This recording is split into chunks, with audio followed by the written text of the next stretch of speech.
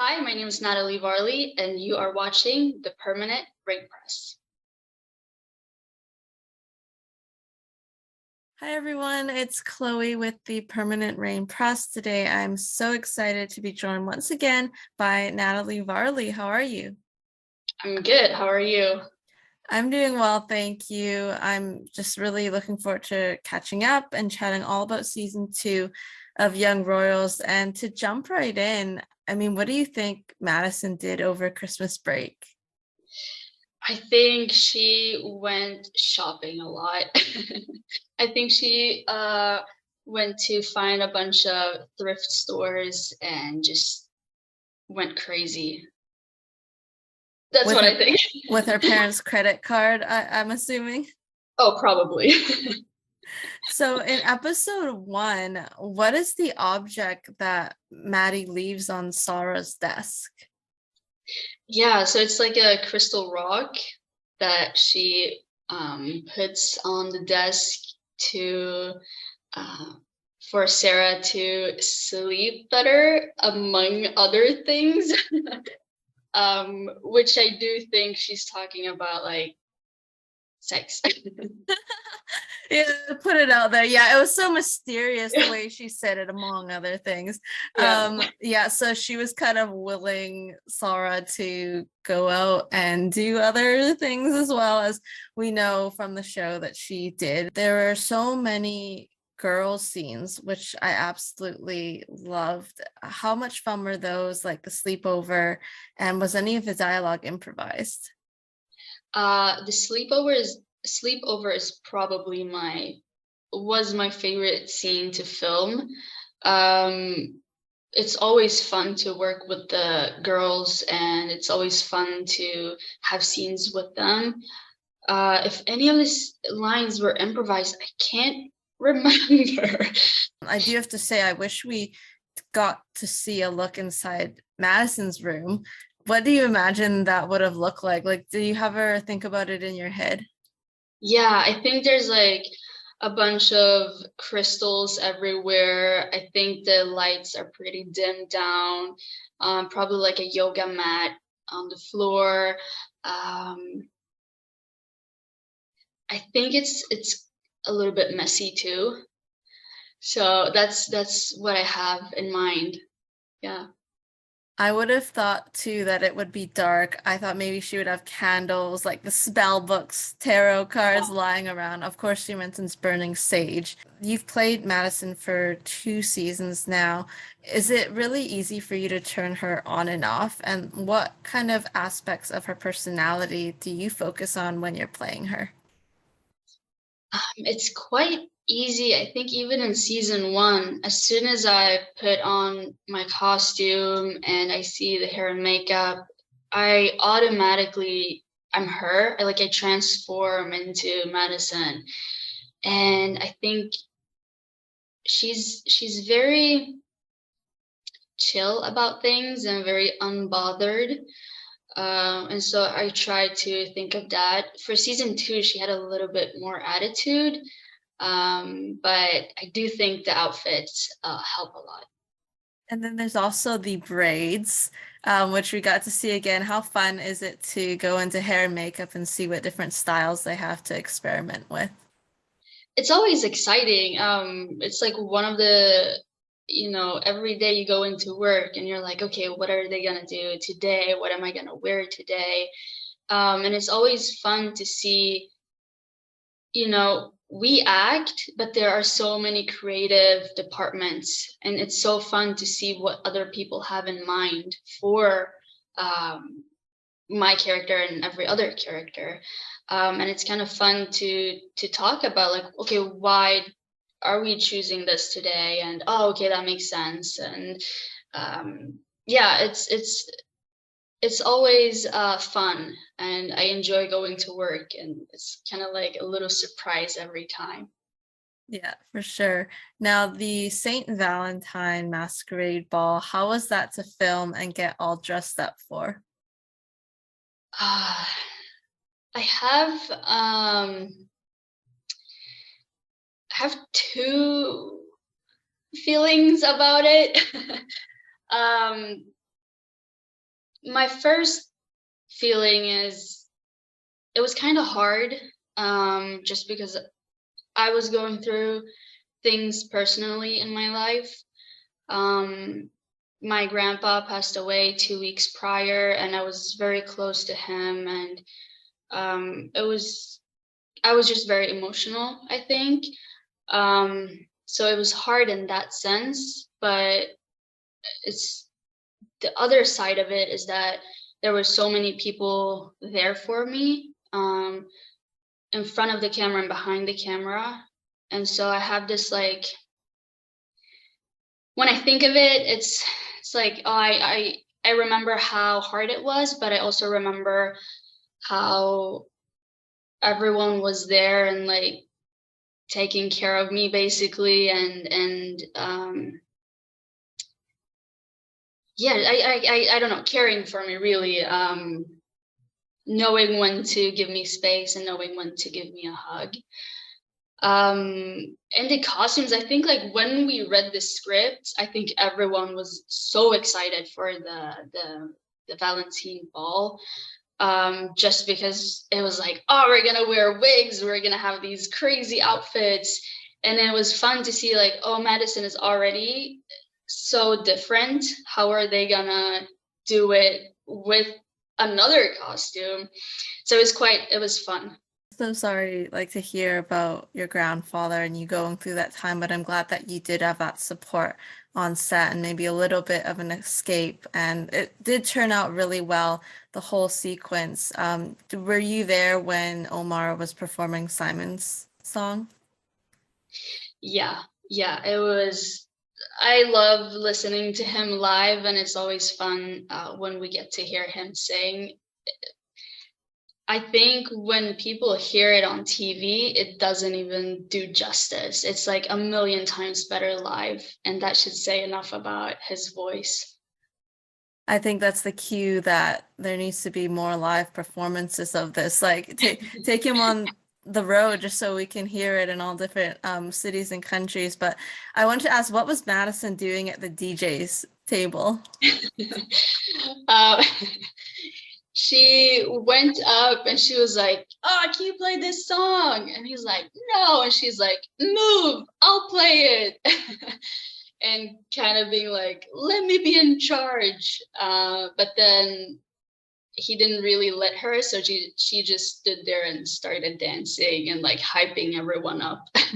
I was gonna say it might have been the alcohol talking just a little bit. Yeah. But that was funny to see because she just all of a sudden was like, let me play DJ. Now, Madison is not in Felice's room in episode 6 after the kind of disagreement with Sara over August, but obviously there's a lot more to it than just romantic interest. If Madison heard that, or when she heard it, do you think that she would automatically side with Felice like Stella and Frederica have, or would she be more impartial and hear what Sara has to say? um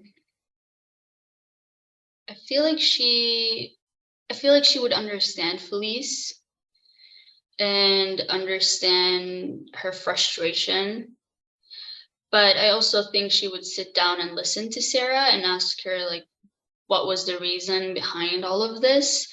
And so I think she would be the middle person and try to help the two, talk it out and understand each other. I do feel like with Madison, she did know Sara a bit more than maybe Stella and Frederica have. Like she spent more time with her, like it's season 1 as well. So I would think that hopefully she would want the two to make up. But obviously, it's a lot deeper than like they don't know about the whole video leak. So that's the kind of missing piece in that story. Now, the final scene of the season was the Crown Princess Jubilee speech. What was that like for you to be present in that big moment for the show? Uh, it's always fun. And I was kind of like, I know the ending.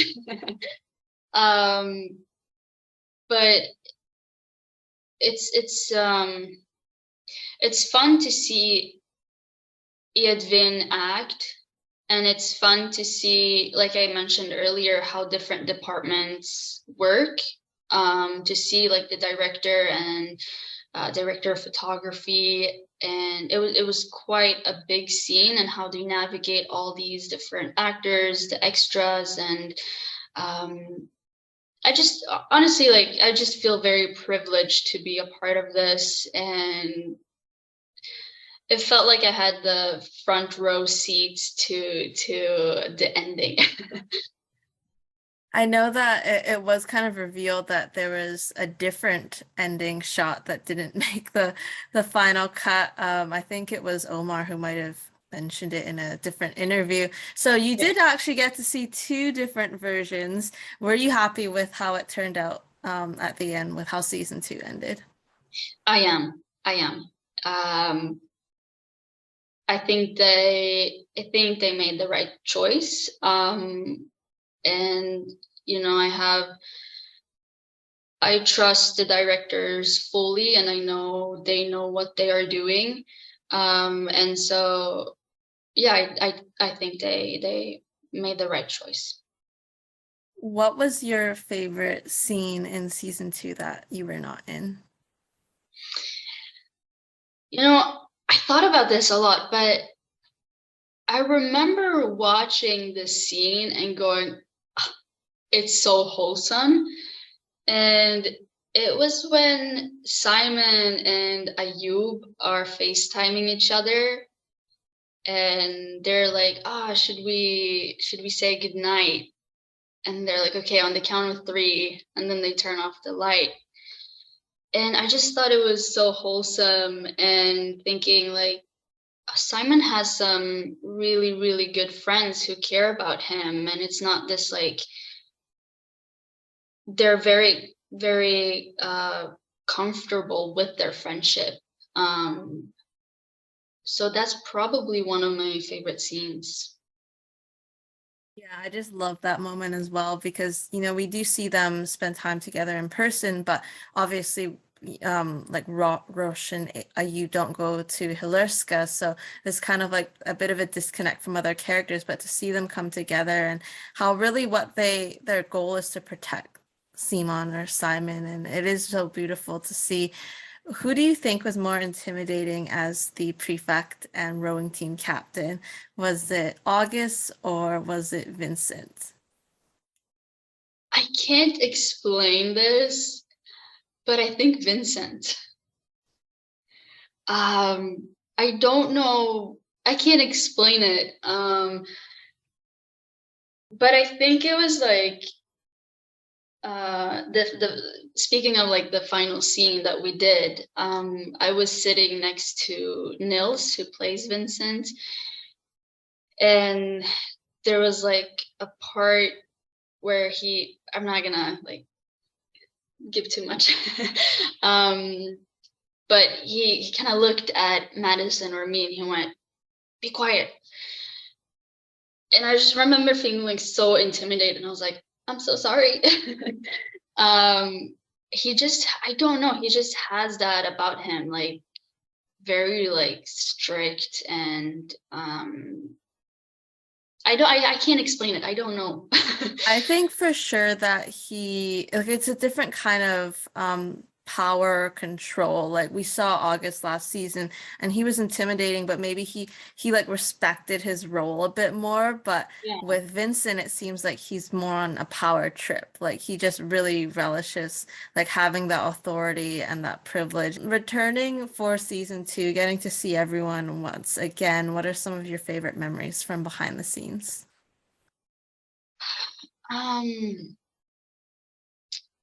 Honestly, I don't think there's like a specific moment. I just remember I had a lot of scenes with the girls, so the majority of my scenes were with them. And I just remember we were laughing a lot, like a lot, to the point where like cheeks were hurting and like my tummy was hurting.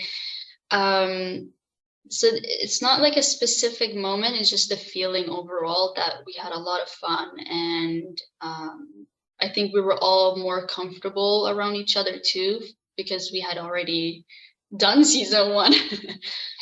Yeah. You got to work once again with Roshda Sakarsos and new directors this season, Christina and Lisa. So what was it like working with them and their ideas?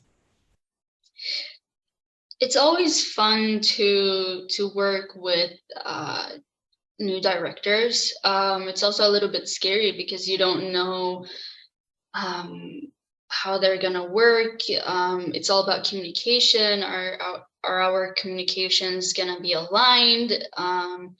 But it went really well, and I think the results speaks for themselves. And it was a lot of fun, and it's always a little bit extra fun when it's female directors. So yeah.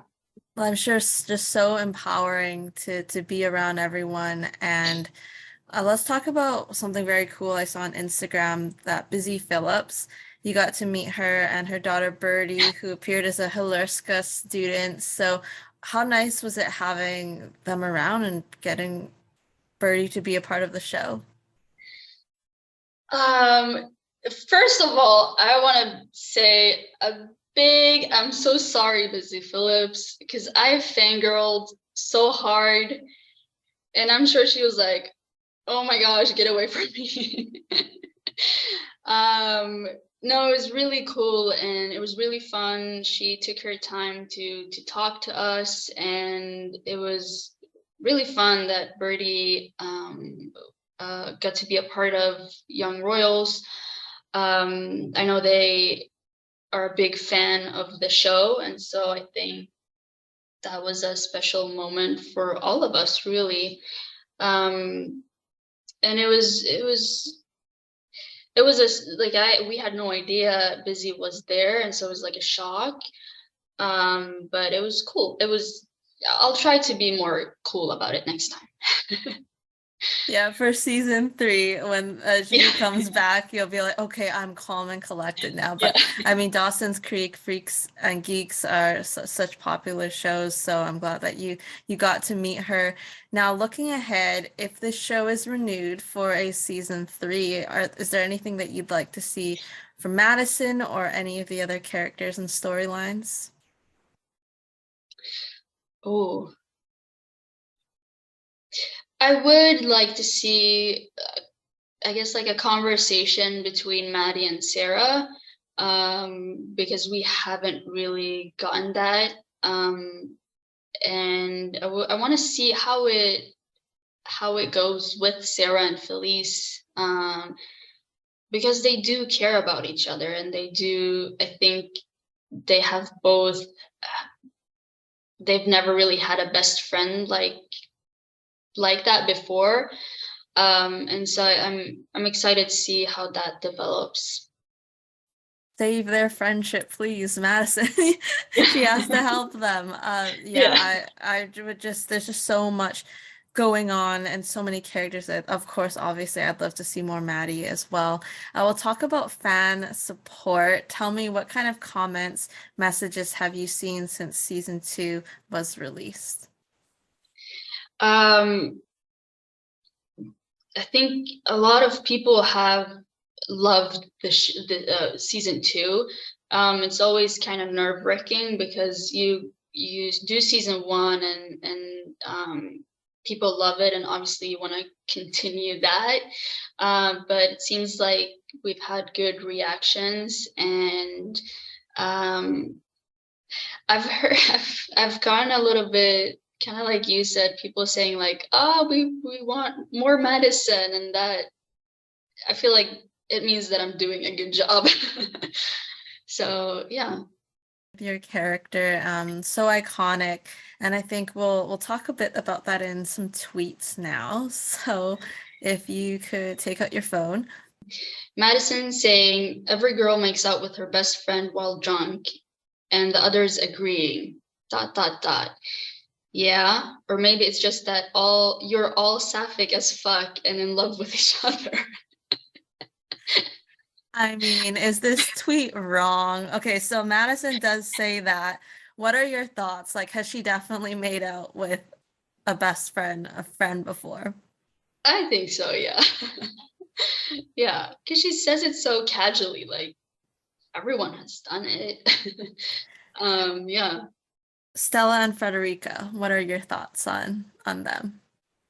Oh, I want to see how it develops. I think a lot of people can relate to being in love with your best friend and whether or not to tell them. So I'm really like genuinely excited to see if she does tell her or not, and if she doesn't, what's gonna happen, or if she does, what's gonna happen. Maddie screaming, "Fuck the patriarchy" will forever be my favorite part of Young Royals. That How makes me happy. fun, how fun was that line to just shout out there? It was really fun. I had to do it a couple of times, but that was like therapy. When I read the line, I was really happy because season 1 she has "Fuck you, August," and I think a lot of people wanted kind of an iconic line for season 2, and so I was really happy when I read this line because I was like, okay, she's gonna have a good line in season 2.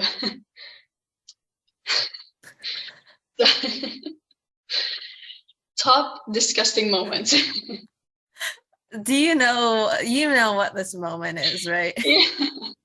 Okay, has the cast ever talked about this after the fact? Because I feel like some people just caught on to it and they're like, the sanitary people are like, this is so cringy. And I mean, Maddie definitely would not have been happy had she known. Yeah.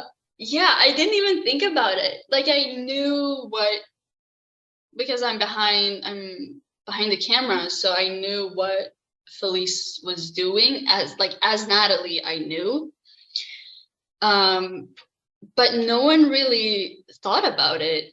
And then, the show or season 1 came out and people started commenting it, and I was like, oh my gosh. I had no idea until people noticed it, I guess. But yeah, I agree. Nasty. And then this season it was Nils going wash him outside and then like touching Wilhelm's face, and so in season Yeah. 3, beware, there might be another moment like that just so fans can like compare the 2 different seasons. But it's so interesting to see what people come up with online, obviously just engaging with the cast and the characters. Now, let's talk about an exciting new project that you have upcoming starting in January, the Discreet Charm of Power at the Royal Dramatic Theatre, or I believe it's called like Dramaten, in Sweden. What can you tell me about the production and your role? Yeah. So it's about a Syrian girl who studies abroad and she falls in love with a Swedish guy. And once they graduate, they decide that they want to get married, and they are both very wealthy. So they come from very wealthy families. But when they tell their parents about this, they are very much kind of against it. They have a lot of this word is hard. Prejudices. Hold on. Prejudice. Yeah, you almost Yes, got. yes. Thank you. It's such a hard word. And it's like the Swedish family thinks the Syrian family is one way, and then the Syrian family thinks the Swedish family is one way, and they constantly want to like be better than the other family. So that's kind of quick what it's about. Yeah, my character, I play the Syrian girl who falls in love with the Swedish guy. She obviously, like when she studies abroad, she finds herself in a place away from her family, away from her culture, religion, and kind of like in a neutral. She falls in love in a neutral place, and she's able to not have those expectations on her. But yeah, and then it's all about like what happens when they go home. That sounds so intriguing. And you mentioned like expectations. I know there's also themes of like the love and the money and how that all folds in together. And something very cool is it's going to be performed and subtitled in Arabic, Swedish, and English. Was this an element that you really enjoyed? Yeah, I've always wanted to do an Arabic speaking part, and now I'm doing it, and it's a dream come true.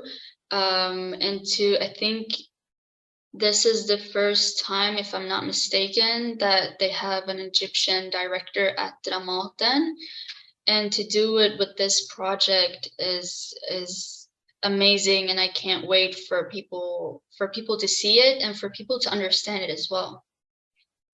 Well, it will be running through March 1st, so hopefully people in Sweden can go get their tickets and see this production. I know that they've put on a lot of great ones, and some of your co-stars have also been in productions as well. Have you seen, I think it's Samuel and Nils, right, who are in Yeah. production right now? Yeah, unfortunately, I haven't seen it, but I've heard great things about it. Hopefully, I'm trying. I want to go see a lot of plays that they are performing at Dramaten. My schedule is kind of. I was gonna I say don't you're really busy know. in your rehearsals as well. Yeah. I'm sure those are really grueling, but hopefully, yeah, they're always ongoing. So, the Discreet Charm of Power, please check it out and support Nathalie and her castmates there. I have one more question for you. It's a wild card question. If you were to compete on Master Chef, what would you make as your signature dish and why? It could either be cooking or baking. It's up to you. Uh, I would make. I would make my famous egg sandwich. Why? Because it's the best egg sandwich ever. You have to tell us more. What's in this egg sandwich? Okay, so it's a toast, and then you put sweet and spicy mustard, and then you saute mushrooms with secret spices. And then you put the mushrooms, and then you put cheese, lettuce, tomato, salt and pepper, and then fried egg, and then you put a bunch of spices on the egg as well. That's it. That sounds good. It's gourmet, that's for Yeah, sure, with all the spices. I love that answer. That's all I have for you. Thank you so much for taking the time to catch up. thank you so much.